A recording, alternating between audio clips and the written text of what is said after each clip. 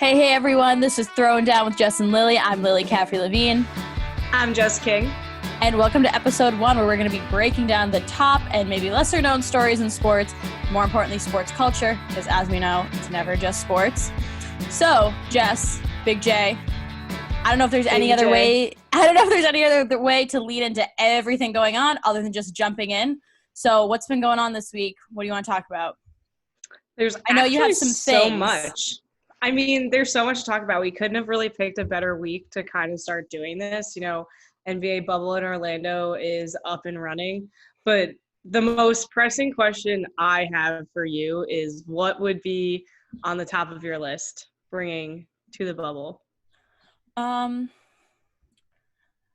I have to pick like an item or? Well, so there's no limit really, I feel like, on what you can bring. So it's not like surviving an island. I'd bring like my family, right? That's the whole thing that gets me about the bubble. No, it has to be an item? Okay. Because to like shamelessly plug my own tweet here, I tweeted the other day, I was like, tanking in the NBA playoffs, but instead of a lottery draft pick, you get to go home and see your family. Because ladies and gentlemen, follow her on Twitter. Because that's what's happening. If I had to bring like one thing, this is like a desert island question, but it's hard because they're in Disney World, so I feel like they have a lot of things. And they're kind of famous, so it's like yeah, and they have like a lot of money and stuff, so you're like, okay, yeah. I feel like you guys are good. I'd probably like bring my guitar. I'm not very good, but it's very when you're not good, it's extremely time consuming because you have to practice a lot. So I'd probably bring that and just stay in my room and avoid everybody, because as we've already seen, there's been several calls to the bubble breaking hotline. I don't know what it is exactly. Snitch line. The snitch line, is that its official name? I think so. Yeah, and people are really breaking this already. Who's like the top snitch in the NBA? I don't know. Why do I want to say Chris Paul? Do you? Is that like you're walking? That was the first thought I thought I don't know. of. Well, because I saw a lot of like Kyrie circulating, but I get it. I get it. I really get the Kyrie thing, but I just don't think he would feel so bothered to like snitch on other people. You know what I mean? I feel like he would see some bad things going down and like in the same hallway that they're all staying and be like, he'd like give a speech or like he'd get up and like explain it. Like, I don't know. I just feel like going behind people's backs and like snitching isn't really Kyrie's. Yeah, like, it's more like self-righteous-y, I feel like. Yeah, like I feel like he'd do a little more like soapboxy kind of like presentation or something like that. I don't know. That's just my guess. I think so too. There. How long do you think until they shut down the bubble? Which maybe isn't a fair question because like maybe they won't shut down the bubble and maybe it'll work out, but I gotta say, I told my brother 2 weeks ago, you know, Richie, I bet you $30 they don't finish the season. They won't get there. And he was like, ha, and then just walked away and didn't answer my question. So I was like, so you know I'm right. They're not going to finish the season. Can I just have $30 now? So here's to like kind of get into our whole, like get and roll in here in a more serious way. The bubble idea is a good idea. Obviously, as we've learned in the midst of a global pandemic, people, not just NBA players, anybody, people can't be trusted. 100%. And you'd think like with people's like lives and like health on the line, they could be, but they cannot, as we've learned. And so I'm like, okay, the bubble's good because it's people that have worked on like coronavirus plans and like how to combat COVID-19 stuff. They have one of the ideas is like having a thing called like a green zone. So, and essentially it's an idea that would kind of work for colleges. So say we were going back to school and essentially some people say the only true safe way to do that is to do it in a green zone. So you are tested before you come onto campus and then, so everyone's tested. So everyone's cleared of COVID-19 and then you stay there. So everything, like you have like a little kind of like bubble like community, but you just can't have people coming and going sort of thing. That obviously is a very difficult thing to do when you have professors, when you have students that live on campus, all sorts of things like that. But that idea is, I think, what the NBA was trying to get at. And it was a good idea that I think, I don't want to say they executed it poorly because I don't think they necessarily did, But Disney World is opening really now. Good things about like Disney World's opening, and I know that the bubble might not be like. I guess I feel like it's a hoax. Okay, so the thing that I'm not 100% certain on is like the bubble's obviously at Disney World, at Disney whatever, and now the parks are opening. And so I know not all of the parks are opening, but if you have the bubble and then you open all the parks around it, I know they might not like come together, but I feel as though sorry. Corona. No, talking. I feel as though like it's going to be very difficult to guarantee that with employees and shipments of things and all sorts of things, like it's not a self-sustaining bubble. They have contact with the outside world. So I just don't see how this goes well, honestly. I straight up think it's ridiculous. I do. Okay. I do. Because it's like me in New York, Northeast, you feel it from Massachusetts. I feel like I just want to like stick my head out and yell down to them in Florida, like, what the hell are you guys doing? What is going on? It's a great idea. That's awesome. But we're humans, like athletes, although we watch them and they're so much taller than all of us, like they're human beings. Like they make mistakes. Like you can't even like, nobody even wants to not order Uber Eats. Like, they're human beings. Like there's very like, and I think it was like fun. It's only week one. Like, it's only week one, and 2 people broke the quarantine rules. So it's like, talk to me like when we're 2 months in. Like we're gonna touch base on this multiple times throughout the next weeks because this is the NBA. Like I'm impressed because they got the ball rolling. So they're sink or swim right now, and it's like if they sink, like hope is lost for sports. So, I'm sorry, guys. I'm kind of with you in that like I was impressed that they were able to logistically, they had the team that was able to logistically get the ball rolling on this. I'm unimpressed by, I think, the actual thought put into it, because I think the actual thought put into it would just come up with the fact that it's a bad idea. Like it just is. And just with everything. There's no human element in the equation. With other things starting up, like other sports starting up and stuff, you just see like the number of cases that people test positive for when they test the entire league. And it's just the whole thing. And I know that people are like, it's only 5%, which it like we want 0. So let's not celebrate 5%. First off, this all started with one person. And I feel like people don't grasp that enough, that like it takes one person having it to get a room full of people sick. Not that it's that person's fault, that if they didn't know they're sick or like when this all started or whatever, but it takes one person. It doesn't matter if only 6 people are sick. Those 6 people can infect 18 people each, and then it exponentially grows. And is it worth it to play however many games they're playing in this fake like round robin tournament, which like it's interesting and it's kind of cool to look at and watch, because you're like, oh, we've never done anything like this before. It's gonna be such a cop out. Like like what, we're gonna have this giant asterisk season back, it's like if I'm going if on that one. It's like if, because even if they do, it's just like you play 1 week and then 5 people on your team get coronavirus, and then you're supposed to bring in like the next pair of 5 guys. Like the quality, like the game quality is going to go down so quickly. I mean, I have no idea how to figure it out. I hope that I don't have any of the answers. I'm just going to complain about it. And and that's what okay. I guess I want to make that clear, that I don't feel like I have all the answers. I don't feel like I have any of the answers. I just feel like it's not this. I just feel like it's not whatever this is, because it's already seemingly falling apart. Other things falling apart, Jess. Whoa, is just falling apart. Like, I mean, I'm sure he's okay. Like, I think he's okay. He's like, I hope he's. When was the last time he tweeted something? I don't think he's allowed to. It has to have been before the suspension, which it's very, as like people that are very like, aware of like what's going on in NBA Twitter a lot. It's weird not seeing Woj come up. You're like, it just, you're not like day to day, you're not just like, where's Woj? But Woj hasn't tweeted in 4 days. Like, that's weird. It's very interesting. Has anyone checked in on him? Is everybody okay? If you're listening, Woj, which I know you're not, like, send out a signal to tell us that you're okay. I saw a tweet. I don't remember who it was from, but it was like, if Shams breaks Woj's, like the details of Woj's suspensions, I'm leaving this app. And I was like, yeah. I was like, that about hits it right on the head. Then he'd have to be crowned king, right? Like, is this, you know so what I mean? Let's like talk about this a little bit, because I think it's a very complicated situation. Yeah, I think it's a very complicated situation.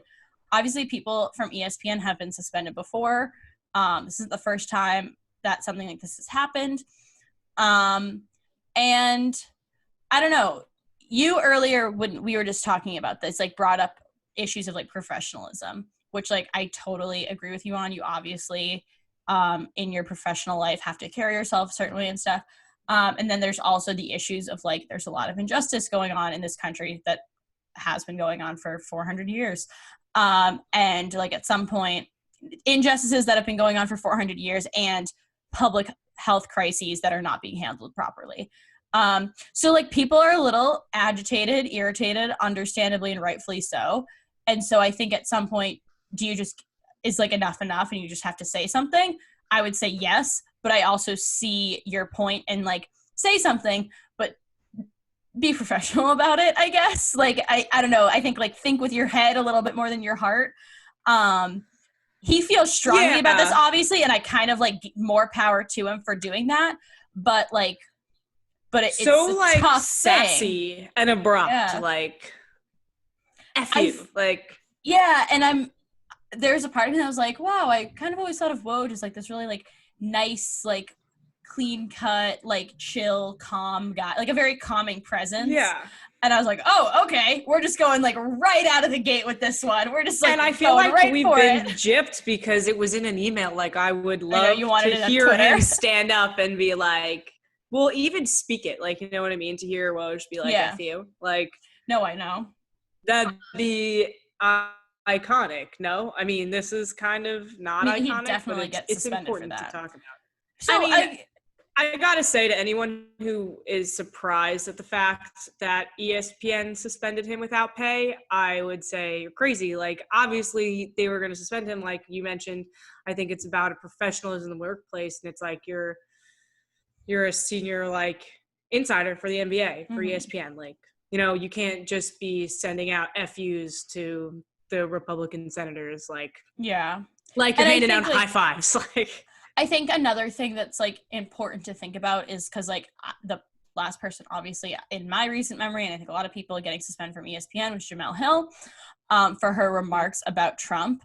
And I just think these are different situations. I think these are very different situations where, and again, I'm not like, Woj said what he said. Again, kind of like more power to him. That's how you feel. You said it. Maybe not do it from your work email, I guess is my like advice. But it was from his work email. Did we? I don't know. I mean, it was like, it was sent as like, I don't want to call it a press release, but kind of like as like insider information sort of about the NBA. It was definitely tied a little bit in there. Yes. It wasn't just like Woj subscribes to this newsletter from this Republican senator. Definitely not. Definitely not that. No, but like, when Jemele Hill was speaking out with her remarks on Trump and she was suspended for that, I think that that's incredibly different because I think she was speaking out in a very calm way. I think she was very much so stating facts based on things that had happened. And she was suspended for that, which I, to be honest, did not agree with. I do not agree with, even still. I think with Woj, I think there's a little bit of like, oh, you're kind of giving a big F you to this guy. That's really, I don't know, all of that. It's not the same thing because I think this was just like a blatant, like back in your face thing where I think Jemele Hill was very much so stating facts. She was expressing what she thought based on recent events and things. Opinions. At the end of the day, people are going to have opinions, and it's clear now where Woj stands, but all of that being said, it could have been done a little bit more gracefully, without putting a lot of without making it so heated, you know? Yeah, where I think like Jemele Hill said her remarks and she was straight and to the point and she expressed them, and I don't know. I think she was really like cool, calm, and collected about it. Like it wasn't like abrasive at all. Where I think again, Woj was just like right out of the gate, like F you, and you're like, okay, this is happening. This is a thing that's going on right now. But a lot of people are kind of loving it. There's a ton of support on Twitter. It's social media Woj, gold. Like it is LeBron James, gold. Maria Taylor, Lou Williams, all tweeting free Woj. Like, yeah, because at the end of the day, like, he did what he wanted to do, you know, and that's respectable. Period. If that's how he feels, and that's what he wanted to say, like. You gotta, if you have anything, you gotta have values, like exactly. And I think that's really important too. Is like, I just think maybe like we see you, Woj. Like again, this isn't like what I think he should have done or what all. You do you, Woj, but just like maybe express those opinions from your work email with a little bit more like a little bit more calmness, I guess. Just like, hey, I really disagree with this. I think this is really wrong. And F you. Yeah, I think it's wrong the way you've acted on this. I think it's wrong the way that you've been handling the situation. Not just like F you. So like F you, and yeah, but again, respectable. Like respectable that like us. We still haven't said. Yeah, I've never like sleep. Yeah. I've never just like. I mean, I think we've all been in situations where someone said something and in your head, you're just like, don't say it, don't say it, don't say it, don't say it. But we've never said it. And I honestly, like personal, you and I are getting a draft almost that he meant to say. Like, I know, it feels like a little bit. That I type out when I'm mad and I'm like, and then you're like, you grab your phone and you're like, I cannot believe it. And you're like, this bitch. And then you're just like, I'm gonna put this down. No, it does. That's a perfect way to put it. Like, it does kind of feel like it was a draft that, and he was just like, oh, and it was like reply he was all, like, and he forgot to delete he dropped his phone. He was like typing it and dropped his phone and accidentally hit send, and you're like, oh wait, no. But like, that would be like do we know? Like, butt dialed someone. Yeah, I've actually. This is weird. I've always wondered that because I am a criminal repeater of accidentally texting or calling the wrong person and like full on just getting into my conversation or like texting a very long thing to like the wrong person. Cause like, you know, you have I'm from Boston. So like I grew up with a bunch of people and everybody has the same name. So I know like 1,000 like Marys and Matts and just Boston things. Yeah. Like John's, like all that. So like you have a lot of contacts that have like the same name come up. And I've like went to text like a close friend that has the same name as someone who I have not spoken to in like 7 years because we went to like middle school together. And I'll like send this. I'm like, okay, so I'm gonna leave the house at this time. I'll pick you up here, there. And they're like, was this for me? And I'm like, oh no, but like, hope you're doing well. Mary. Hope you're doing well. Have a great rest of your day. And I've done that. Yeah. So I do that all the time. So like, if that's what happened, I feel for you.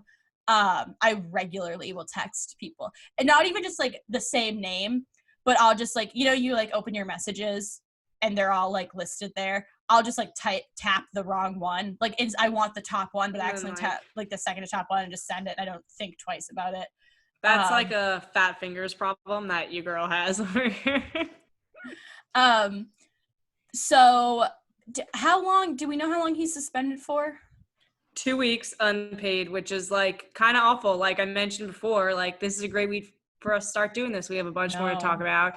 And like he's kind of going to be missing all the scoop. I mean, I would love it if Woj was down there tweeting out what everybody's doing. So here's my question for you. What lasts longer, Woj's suspension or the bubble?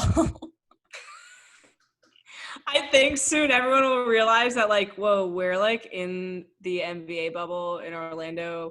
Woj isn't here. Things are getting weird, guys. They're like, let's wrap it up. We're going home. Like, it's 2020. Like, it's about to be the sickest restart for Isn't hurricane season about to start soon, too, in Florida? Oh, my God. Like, it's going to be a disaster. What do you mean? Like, there's no mask mandate. What is going on down there?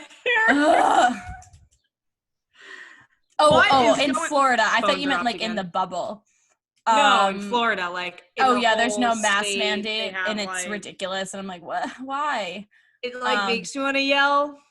Yeah, definitely. That's a good way to put it. It makes you want to yell. Yeah, I think it would be very 2020 if on like so say we're at like day 13 of Woj's suspension, they're like, okay, bubble shut down, wrap it up, go home. And then Woj is like, Woj is like waiting there. He's like has his phone. He's like ready. And then they're like shut down. He's like, and he's like, free the bubble. Free the bubble. So other basketball, Jinx. Right. That was funny. But it wasn't at the same time because of the lag. But yes. Because we're respecting our 6 feet social distance. You're actually way too far away from me. Yeah. Lily, reminder to all of our listeners who have made it this far, is in Boston. I am in the island of the Longs, Long Island. Peninsula. I was going to say in Long Island, and I should have said on Long Island. But is that because you're not actually from Long Island? Is that why you like mess it up? Okay. Everyone who's actually from Long Island is like, it's on Long Island. When people ask me about you, which doesn't happen like a lot, that sounded weird, but like that just sounded like when people come up to me and ask about you, I always think of you when they're like, oh, where's Jess from? I say New York.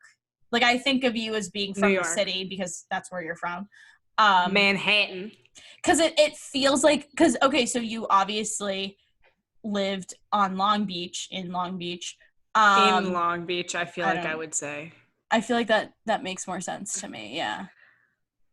Anyways, but you lived there, but we've been in school, so you really only lived there during the summer. So it feels almost as though, like, to me, and this is like, you kind of like create fake narratives for people in your head. Like, to me, you've always been from the city, but you like spend your summers in Long Beach. You know what I mean? That's how it's always been. Yeah. Well, that's how it always was. And then that's what it is to me. That's how like I imagine it. Like this will be, now that we have just graduated, my first full winter living out here. Unless you get out. And come to Boston. How's your couch looking, Lily? Looking great. I'm actually looking at it right now. So, basketball news. Lily, I'm actually you want to break down this because you're very passionate about it. So this is a lot on a few levels for me personally, probably for Jess too, and for a lot of people.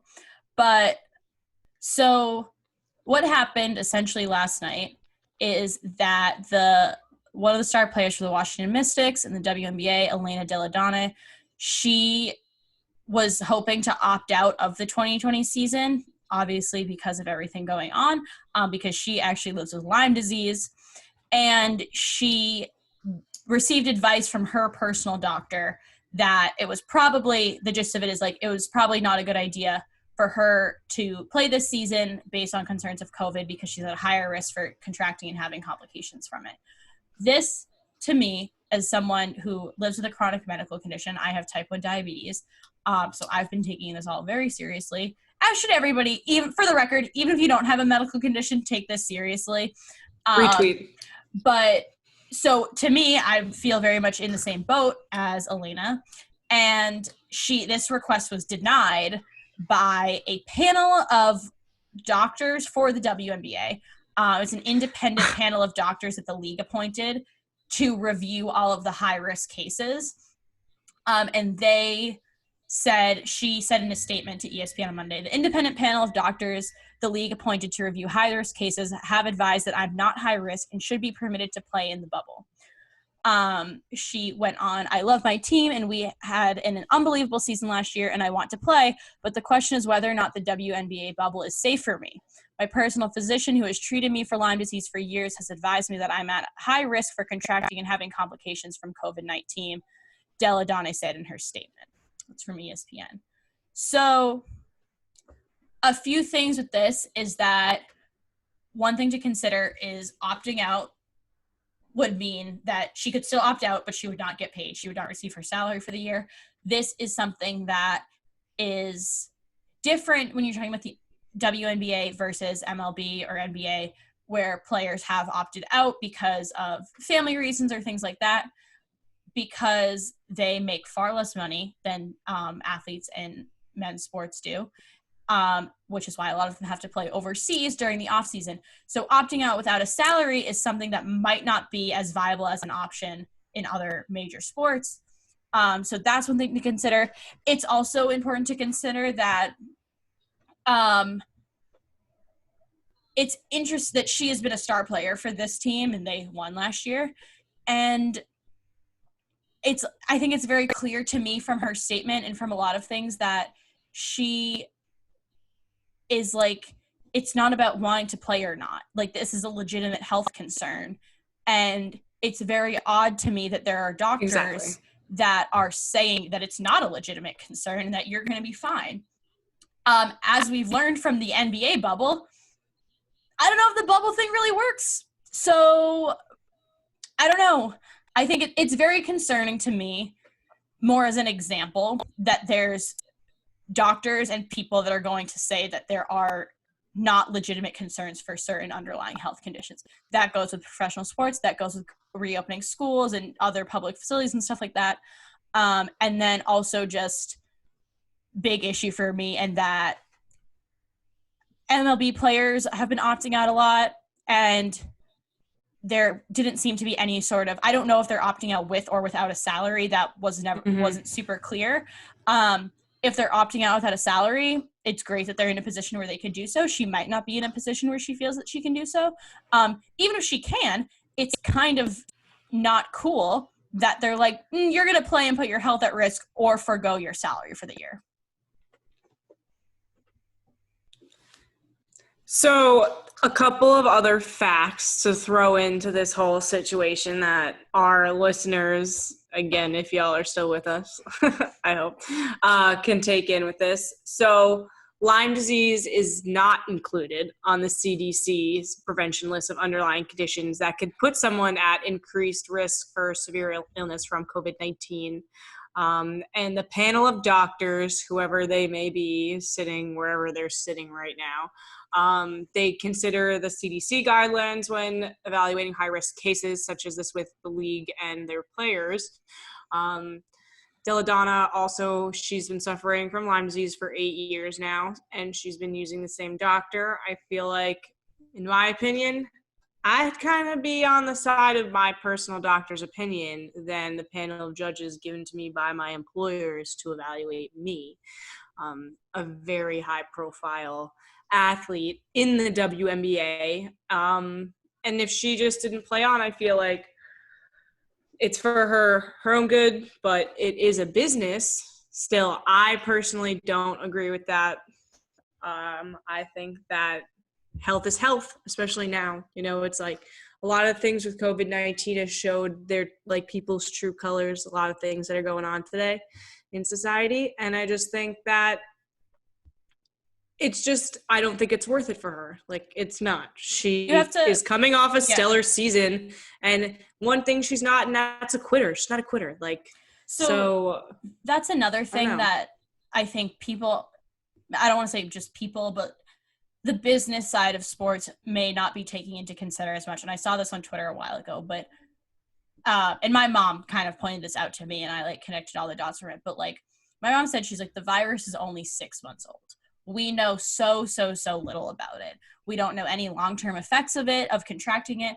I've heard of people that have contracted it. They have gotten it a second time. I've heard of people that have contracted it and recovered, and they've said that their health is not good. Like, they have their lung capacity is much lower. Their blood tests aren't coming back well. And so that kind of puts the question out there, is it worth it to play this season, possibly get sick, even if you're a very healthy person? It's unclear, like, what they're saying. Like, obviously, if you're healthy and you don't have underlying health conditions, your chances of survival are pretty good. But again, we know very little about this. So say you get it and you're an athlete and you're healthy and you recover and everything's great, which is what we would hope if somebody contracts the virus. But you don't know what health conditions may come after that. And does that affect your whole career later on? If you have a lower lung capacity, can you still play a professional sport? A lot of people would say no. And I think that then leads, is it worth it to play this one season with the possibility that you might not be able to play anymore after that? And yeah, I mean, I think it's important to note, and her thinking about the future is important too. She's 30 years old. So, I mean, she's very healthy aside from her Lyme disease. Like, she came off a great season, and I just think that it's better safe than sorry, and it might not be worth it to her to risk it. One thing that I do think is kind of funny, weird about this that I'm reading now is her agent, Erin Kane, had said that decisions made by the medical panel are final, and players have no ability to appeal. That's just like, it seems very... Are you going to handcuff her and bring her to the WNBA bubble? I don't understand. She just would forgo her salary. The whole, like, panel of doctors deciding this. Just and the way the sentence is, it's just like, then the ability to not appeal it, it all feels very, like, dystopian They have to me. no ability to appeal. It's just like, okay, like, what are we living in the 1800s? Like, I can't wear shorts out. Like, what? And I think just in all of these decisions, you're like, why would people think something like this? Like, why wouldn't they be cool with this? Is that sports is a business. It's about money. Like, this is a money-making thing for a lot of people. And I think there's flaws in our system. There are. That's been made very apparent to us. Mm-hmm. And I think I've seen this a lot, that something like a global pandemic exposes all of those flaws. And when all of the flaws are exposed, you see the little workings in the system that are not like the cool things you used to think they were, where like athletes got to play their favorite sport of all time as a living, and how great of a thing is that? And then as people that have studied sports for a while, we know that that's like doesn't always end up being true. But to just the general public, that's not super clear. And with something like this, you then see that there are so many flaws in the system that go into all of these decisions, or so many flaws in the system that make all of these decisions for people. And now you're seeing how they really affect people on a day-to-day, like, livelihood kind of basis. I remember when we were like getting schooled by our professors in our sports chem classes. And they're like spitting facts, you know, you're a nice bright-eyed freshman or sophomore in college. The world is your oyster. And everything's perfect and cool. And you're like, wow, I'm at this college and I'm going to study sports comm. That's freaking cool. Like, I love watching basketball. Like, I love sports. Like, Giants, Mets, yeah, insert any team here. And then, like, you're just hit with, like, reality. You're like it's a huge wake-up call. Like, everything is so evil, but, like, I love this, but, like, why are you being so mean to my favorite player? And, like, you know, for all the Mystics fans out there, it's just, like, for anyone who looks up to, like, the WNBA and, like, these leagues as, like, role models and athletes who are great and kids think they're awesome, it's just, like, that's a beautiful thing to believe, but I think it's disheartening for fans basically when they see things like this and they're like, wow, like, she's awesome. Like, you know, like, cut her some slack, like give it a break. Even with everything, when they were discussing the bubble idea and bringing sports back, I thought it was honestly crazy. And I didn't even think that they would get as far as they are with everyone there right now. I thought that they weren't even going to make it that far. And my first thought was like, why would you even want to do that? I get it. You know, that's your job. Rookies don't make a lot of money, especially WNBA players don't even compare to the NBA players. But it's like, to not see your family for 3 months and then, like, you're sacrificing, like, athletes are sacrificing so much already. Granted, I know they get a huge, like, return for what they do, but, you know, their bodies are on the line. Like, they're human beings at the end of the day. They're not just, like, business, like, and I think with this situation in the WNBA is really, like, a prime example of the way that this is a very weird thing of, like, we want this factor of entertainment back in our lives, and there are people that are willing to put people's lives on the line for that. And that, I just think, is, like, it's very telling of, like, the things we prioritize in our society. And I think it's a big issue. And I think you grow up and you think, wow, like, these people are my heroes. I want to be like these athletes when I grow up, which is great. And a lot of them are awesome people. And they seem like these kind of, like, they have the control. Like when someone's like your childhood hero, that's what it seems like. And then you grow up and you realize that like the business is making decisions for them. And that they're people. They're not just athletes, they're people. And they have, like you said, they have families, they have health conditions, they have all of these factors. And people want sports back. As our professor and mentor and director of the sports communication department, Jay McManus, said, sports are a reward for a functioning society. And our society is not functioning right now. And it's exposing the flaws in the system, and it's exposing the business of sports. There's all of the business that goes into it. And it's really just, I think there's no way that I see it that it doesn't come out to any other solution other than just like, we just can't have it right now. And that's going to be okay. And I think that that's what people don't get is that you will survive. I promise. And that's the thing that I think is upsetting, that not upsetting that people don't get, but that like people don't see the light at the end of the tunnel where like, you know, if we like chill out a little bit on the reopening and the opening sports and opening Disney stuff, like it's going to be a lot easier for us to recover from this. And you will recover from it, but we have to take those proper precautions first. And like, I think no one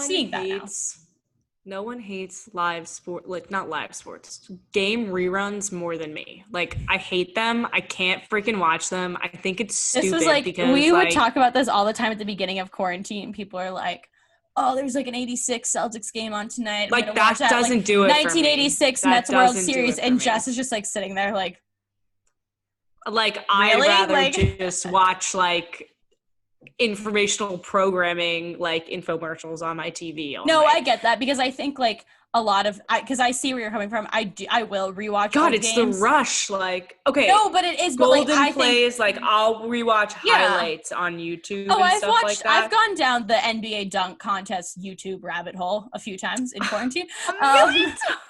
No, but I think they're like, people will ask sometimes, like in sports comm classes, which is a thing of our past. They're like, why'd you want to get into sports? And for me, it was like, the most exciting and coolest moments of my life, not my life, but that like are very like prevalent to me. I don't know, that sounded like bad, but like this is the only time I've been happy. But like the most, like some of the most vivid memories and like special memories to me are not even as a child, as a very much so adult too, are of these like comeback games and of these like unexpected games. Like they're just things I never forget. And like, it's like not just the moment, but like the people and like what it means and all that stuff, which is a very cheesy answer. I know I'm a very cheesy person, but you don't get that when you know, you don't get that when you know how the game ends. Like you really don't. You're just like you're watching like the 1986, I just get bored. Like the 1986 World Series, and you're just like, you just know it's not like, oh like my you're God, looking at your phone the entire time. Like one of our final assignments. It's a rerun. It's a rerun. That's what it is. Lily and I took a sports analytics class taught by the wonderful Zach Arth of Marist College.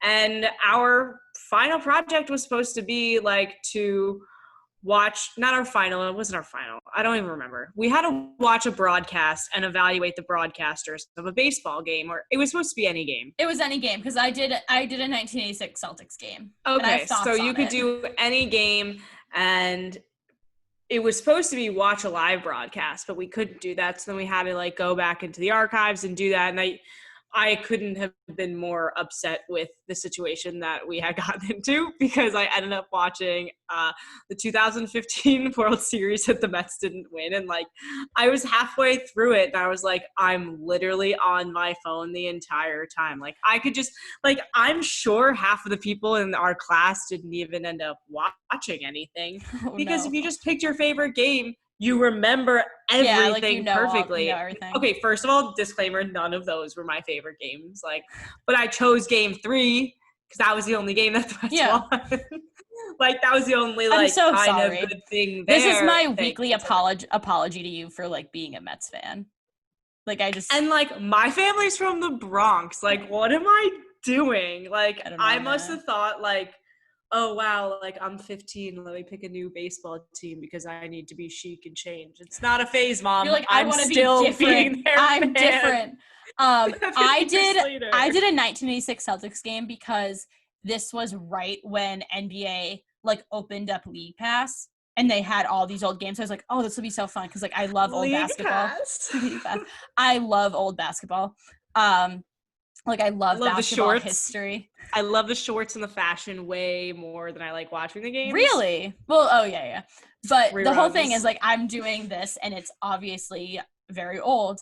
So I'm watching it. It's the best quality you're going to get anywhere because it's on League Pass. And I'm like trying to watch the game and like with the stats. And it's just like the quality is just so not like up to what we have now. And I'm watching on my computer and I like can't see. And like, what does that say? And I'm like watching the plays and I'm just like, what number was that? Because you can't see anything. It's so old. What does that bug look like?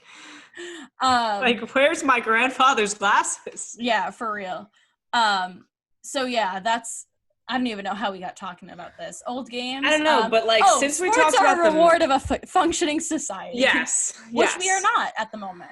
Not yet, but we'll get there eventually, guys. I think we can. We will. But I was hanging out. Just remember that your favorite athletes are human beings. Yeah, that's the thing. Is like you want them to be healthy because people like people love the right thing people to do. Adore when athletes have personalities. They're like, oh, it's so cool. Look at them. He's like hanging out with his family, or like he has all these opinions and stuff. He's like tweeting all the time.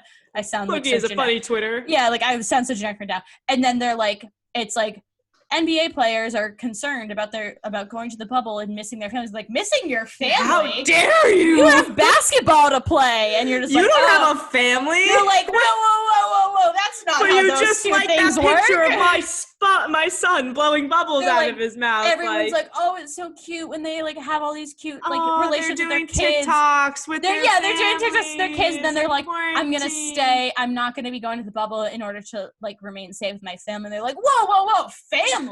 The audacity of you. And then everyone else is like, that's not how those two things are. And me and Lily are like, we should do something about this. Like, someone's like, someone should say something. We're saying something, guys. That's not how that works. Chill out. Like, it's okay. So yeah, people I think often forget that athletes are people too. And that's to me what I've learned in my education is that like that's one of the coolest parts of sports is that athletes are people too. And like when you see all the things like and they're way taller than you in real life. Like you think that they're tall on TV, but guys, I gotta say, like as like beginners in this industry, it's gonna take me a little bit to get over like they're way taller than you. It's funny that you mentioned that because I was thinking yesterday, this is a really weird thought that I had, but that how like I always, every time I don't see people for a while, like see my friends or whatever for a while, like they're always different heights than I remember them. And I shouldn't even say a while because I'm talking like overnight. Like I'll just be hanging out with people during the day, right? And I'll like notice, I'm like, oh, like that person's way taller than me, or like that person's way shorter than me, and I never noticed it. And then the next day, I'll be like, we're kind of the same height. And I'm like, no, I don't know. I just have like a weird thing with like, I always like remember people's heights wrong. And so I'll see people again. I'll be like, you're a lot taller than me, Lily? I don't know. Honestly, I cannot remember. Like, this is what I'm talking about. Like, either. Like there are a lot of people it's been that, like, so long since I've seen you. No, I have a lot of friends that I've thought recently. I'm like, I cannot remember if they're taller than me or if I'm taller than them. Like, I don't remember. It's like all a blur. You know, it's all, everything's a blur now. Lily, who do you think when you get started in this industry is going to be the athlete that you meet in a professional setting that will make you speechless, like, for meeting them? Oh, weirdly, this is going to sound like a super weird brag, but Boston's like Boston's a city, but it's like small, and that like you see people a lot. Like it's very easy to see people. So I've never had like and I am someone that gets very starstruck. Like if I see like a celebrity, I'm like someone that I like love, and I'm not even talking like celebrity, like someone that I deem to be a celebrity. So like my friends have seen me like literally just like at the in your own brain. Yeah, exactly. Like someone like they might not be big, but I know them they're like a journalist or something like that, and like I get really nervous. I don't have that same thing with athletes. I don't know why. I think they've just always seemed approachable to me, and like a lot of them might not be, but I don't see myself getting like starstruck by an athlete. You know what I mean? Just because I don't know, like I'm just so used to seeing them like I don't know. It's weird. I don't know what it is. Oh, because you're from Boston and you guys have had so many parades. You run it, like you see people on the street, or like you see people in Chipotle, or like stuff like that. I don't know. It's like, and I don't know. I think the thing is like with people like actors, you never see them as like themselves. Like you always see them as like a character or whatever. And then like writers and stuff who like I totally deem celebrities, you don't see them a lot. Like they're like you know what I mean? They're like writing and they're their byline and stuff. So then you see them, it's like very visible. Athletes are always themselves to me. You know what I mean? Like they're always like the person in press conferences on the field is them. So like if you see them in person, I don't know. What about, do you have an answer for that question? I think James Harden, because I think he's like might be really mean like in real life. Oh, really? I don't know why. Just a vibe. He like makes me nervous, but Charles Barkley definitely would make me also nervous because Charles Barkley seems like I have so many questions for Charles Barkley that like you're just like, let's get lunch. I wouldn't know. I'd just be like, oh, so. List. Do we have anything else to talk about? Not really. I think we kind of touched all of our bases for this week. I mean, so just this is kind of what you guys are gonna get, guys. Yeah, some hot topics, things like that. Kind of like wrapping it up and touching on like a few of the things like the bubble and Woj and Elena Delle Donne today. Like, how do you kind of see? I guess it all kind of falls into this umbrella of everything going on right now. How do you kind of see these things playing out? Like, I guess I'll just go first, and that like I think I don't see Elena Delle Donne playing this season. I just think like it'll make a lot of sense if she makes the right decision for her health. And I see that it might raise some, I think if she'd obviously forgo her salary, I see that maybe being a little bit of a catalyst for change. And like, that's kind of something that should not be a policy. Or like some sort of different process for like any other reasons for opting out of a season.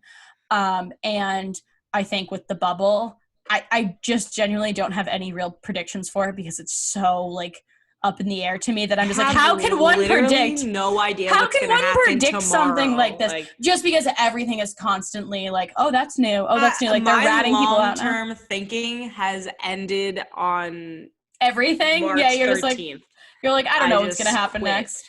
But I mean, seriously, we're probably going to come back to the bubble situation like 100 times over by the end of the summer. If that we'll do weekly bubble updates.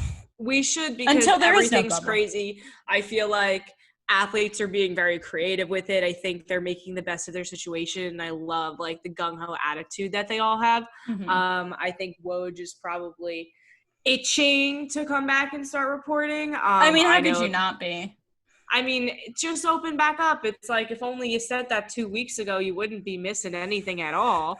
And like, I mean, these panelists, like, who are these people? Like, I just want to talk. Like, the girl has Lyme disease. Like, what are you trying to say? Like, just call it quits. Like, I think it's just, I think the biggest takeaway for me is like, your athletes that you guys admire are real people with real problems. And that's something that is not being, I feel as though, taken into consideration in all of the reopening stuff. And I think it should be a little bit more, because we're talking global pandemic here, people. It's never just sports. It's never just sports. It's not like it's never just sports anymore. Now it's like it's just a global pandemic. Like that's all it is anymore. That's the only thing anymore. All right. That's going to be it for this week on Throwin Down with Jess and Lily. I'm Lily Caffey-Levine. And I'm Jess King. Stay tuned next week where we'll have more of this rambling. All right. Thanks, guys, for tuning in. We'll see you later. See you guys later.